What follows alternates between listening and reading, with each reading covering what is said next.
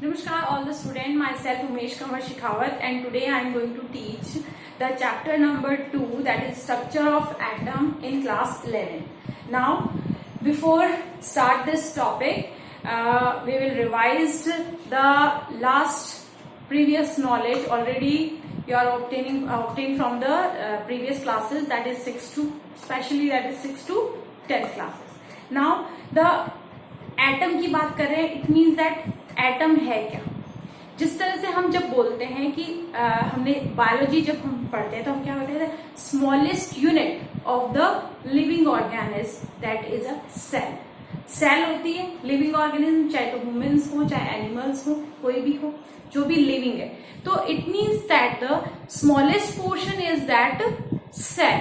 सो उसी तरीके से जब हम होल एनवायरनमेंट की बात करते हैं तो क्या, जैसे हम सेल के लिए बोलते हैं कि सेल को अगर हम कट कर देंगे तो उसका जो वो लिविंग सेल है, यानी वो ही उसी जैसी सेल्स आपस में बनके एक पूरी बॉडी को बनाती है, दैट इज ऑर्गन फॉर्मेशन करती है, टिश्यूज फॉर्म करती है। तो वैसे ही एक chemistry on the behalf of the chemistry, जो स्मॉलेस्ट पोर्शन, जो स्मॉलेस्ट बोला गया है, यूनिट बोली गई है, that is a atom. It means that smallest unit in a whole universe, that is called a atom. तो जब हम बात करते हैं एटम की, जब हम बात करते हैं हमारी, तो ये क्या है। नॉर्मली जब हम मानते हैं तो हम क्या कहते हैं कि जो पृथ्वी थी पहले और अब, तो जब पहले पृथ्वी थी तो वो क्या हुई थी, सूरज से जो सन है उससे अलग हुआ एक टुकड़ा मानते हैं। तो उस कंडीशन में सूरज से अलग हुआ था, तो सूरज तो खुद आग का गोला है, तो it means that earth is also आग का गोला थी, ठीक है। तो उस कंडीशन में हम क्या कहते हैं कि वो आग का गोला था, धीरे धीरे हजारों अरबों सालों में वो किसमें कन्वर्ट हुआ, that is converted into liquid, that is water में कन्वर्ट हुआ। फिर वाटर से धीरे धीरे सॉइल फॉर्मेशन हुआ, धीरे धीरे आपकी गैस का फॉर्मेशन हुआ, then after formation of liquid, gas and soil, then the living organism are formed.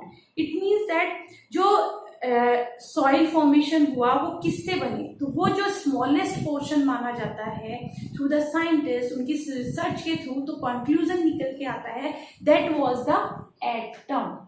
और वही एटम हम आज तक पढ़ रहे हैं, और कितने ही सालों की मेहनत के बाद में साइंटिस्ट ने बहुत तरह के एटम्स फॉर्म किए, डिस्कवर किए हैं इन द एनवायरनमेंट।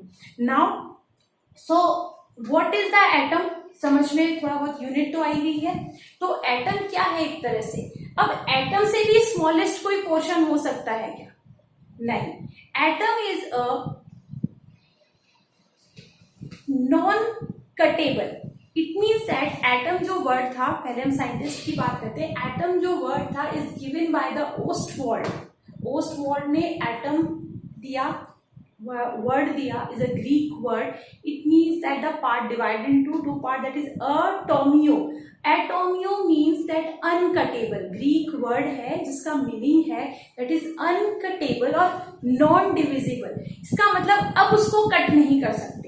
कहने का ये मतलब है कि जैसे आप रिएक्शंस पढ़ी आपने, तो आपने देखा कि H2O था water, that converted into H2H या फिर कहीं H2+O। तो इट मीन्स दैट हाइड्रोजन और ऑक्सीजन में वो ब्रेक डाउन, बट लेकिन जब हाइड्रोजन को आप काटने बैठेंगे, उसको कट करेंगे, तो it's not cuttable, it means that non divisible, that is the atom. तो ये जो एटम था एनवायरनमेंट में, इस एटम की डिस्कवरी की गई, तो क्या सीधा ही हमें एटम मिल गया, सीधा ही क्या साइंटिस्ट ने एटम बता दिया था ओस्टवाल्ड ने कि ये एटम है और ये इसके अंदर क्या क्या होता है, नो।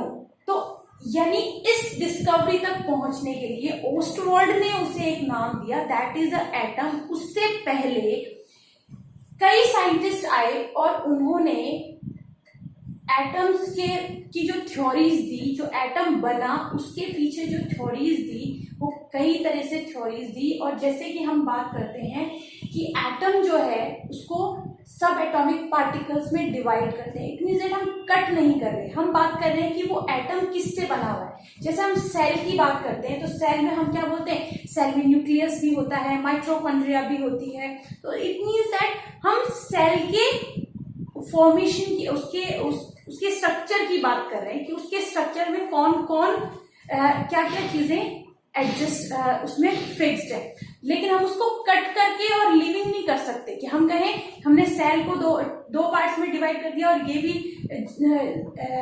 लिविंग ऑर्गेनिज्म है, नाउ ये भी नो। अगर सेल को कट दोगे तो वो क्या हो जाएगी, नॉन लिविंग हो जाएगी, वो उसी समय डिस्ट्रॉय हो जाएगी। तो इट मीन्स दैट एटम जो है it's not cuttable, it's correct, but atoms have the subatomic parts, and the subatomic parts are the electron, proton and neutron. It means that atom जो है वो किससे बना हुआ है, इलेक्ट्रॉन से, प्रोटॉन से और न्यूट्रॉन से। जो एटम है, एक जो उसका अरेंजमेंट दिया हुआ है उसको assumption के बेस पे दिया था। कई चीजें थी जो अजम्पशन के बेस पे आई, उसको प्रूव किया गया थ्रू द प्रैक्टिकल। कई साइंटिस्ट के अजम्पशंस क्या हो गए, गलत साबित हुए, रॉन्ग प्रूफ कर दिए गए। बट उसको रॉन्ग प्रूफ भी तब किया गया जब उसने दिया, कोई गलत चीज देगा तभी उसको क्या किया जाएगा, रॉन्ग प्रूफ किया जाएगा।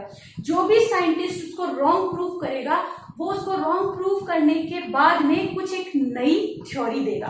तो इस तरह के जो डिस्कवरीज होती हैं उसके कंक्लूजन से हमें एक जो भी डिस्कवरी की जाती है वो प्रॉपर्टी हमारे पास निकल के आती है ना। तो जो भी सब एटॉमिक पार्ट्स थे एटम के वो निकल कर आए, that is the electron, proton and neutron. Now first of all we talk about the electron. What is the electron? Electron के बारे में जो थ्योरी दी गई, it's given by the first the cathode rays, and cathode rays को लेके दी गई। Cathode rays को एक वैक्यूम ट्यूब में से पास करवाया गया और वहां पे जब देखा गया कि वो जो रेज पास हो रही है they have the negative charge.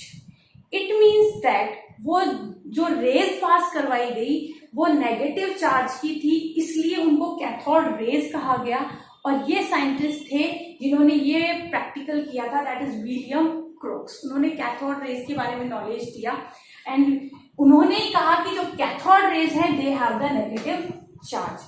Then after this experiment the J Thomson give the model and उन्होंने क्या कहा, that the in a atom the negative charge is present and called the electron. It means that cathode rays negative होती हैं, ये किसने बताया, William crooks ने। But उन नेगेटिव, वो रेज नेगेटिव किसके कारण हो रही है, वो रीजन दिया था जे थॉमसन ने। जे थॉमसन ने कहा कि जो एटम्स होते हैं उसमें नेगेटिव चार्ज होता है और उसको उसने इलेक्ट्रॉन नाम दिया। Okay, now the second is proton. Protons की भी जो थ्योरी दी गई वो ई गोल्डस्टाइन ने दी। कैथोड रेज और इलेक्ट्रॉन पहले डिस्कवर हो गया था, तो जो ई गोल्डस्टाइन थे उन्होंने एनोड रेज का प्रैक्टिकल किया, पॉजिटिव, यानी पॉजिटिव रेज जो पास करवाई उसने, तो उसने देखा कि वो जो रेज है वो पॉजिटिवली बिहेव करती है। इट मीन्स दैट जो एटम होता है उसमें नेगेटिव चार्ज तो है ही बट पॉजिटिव चार्ज भी है।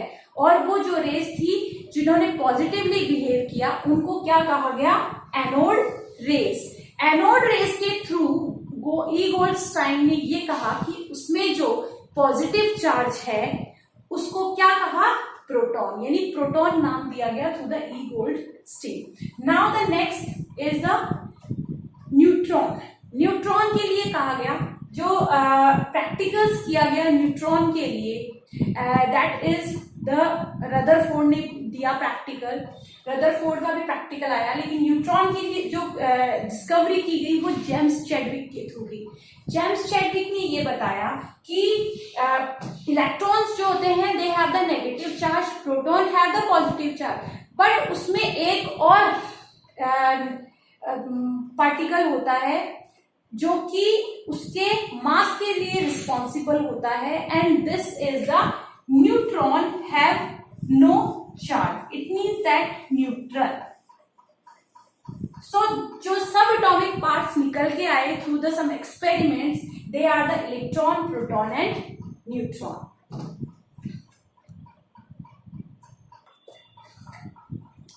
Now the next topic is atomic model in this. हमने एटम का डिस्कवरी हो चुकी थी. It means that atoms have the subatomic particles, that is electron, proton and neutron. Now the arrangement of the electron, proton and neutron. For the arrangements, the different models are given by the different scientists. The first that is the Thomson model. Thomson scientist थे, उन्होंने एक model दिया, and that is the plum pudding model. Just like a watermelon. जिस तरह से watermelon में seeds बिखरे हुए होते हैं, उसी तरह थॉमसन ने कहा कि जो नेगेटिव चार्ज है, that is electron, are spread just like a seeds in a watermelon. That is the Thomson model. Now the next given by the Rutherford model. और हमें पता है कि रदरफोर्ड ने न्यूक्लियस की डिस्कवरी की. इट मीन्स दैट जो Rutherford थे, उन्होंने अपना एक्सपेरिमेंट किया, उन्होंने कंक्लूजन निकाला कि जो एटम है उसका जो अरेंजमेंट है, उसमें जो न्यूक्लियस है, they have the positive charge. It means that nucleus के अंदर पॉजिटिव चार्ज होता है. It's given bye theory given by the Rutherford. और हमारे पास में कई मॉडल्स के बाद में एक fix structure arrangement of the electron, proton, neutron in atom निकल के आया. इट मीन्स दैट कि जो प्रोटॉन होते हैं और neutron, they are present in between the atom, और वो न्यूक्लियस में होते हैं, उसके सेंटर पे होते हैं. और जो इलेक्ट्रॉन्स होते हैं, they are arranged in a orbitals and they are the imaginary lines. हमें imaginary lines के थ्रू ड्रॉ करते हैं. और उन्होंने ये कहा कि जो इलेक्ट्रॉन्स हैं वो डिफरेंट ऑर्बिटल्स में न्यूक्लियस के चारों तरफ चक्कर लगाते हैं, और इस तरह से हमारे पास में एक एटम का स्ट्रक्चर निकल के आता है. This is the simple introduction of the structure of atom. ये जो टॉपिक है, ये हमारे सिलेबस से इस साल के लिए रिमूव हो चुका है, बट इस चैप्टर को हमें आगे स्टडी करने के लिए, जो आगे हम अब जो नेक्स्ट टॉपिक स्टार्ट करेंगे, उसको स्टार्ट करने के लिए ये हमें एक बार स्टडी करना कंपल्सरी है. सो मैंने ये क्लास आपकी करवाई है. नेक्स्ट चैप्टर, जो नेक्स्ट क्लास होगी, उसमें हम देखेंगे Bohr model. Thank you very much.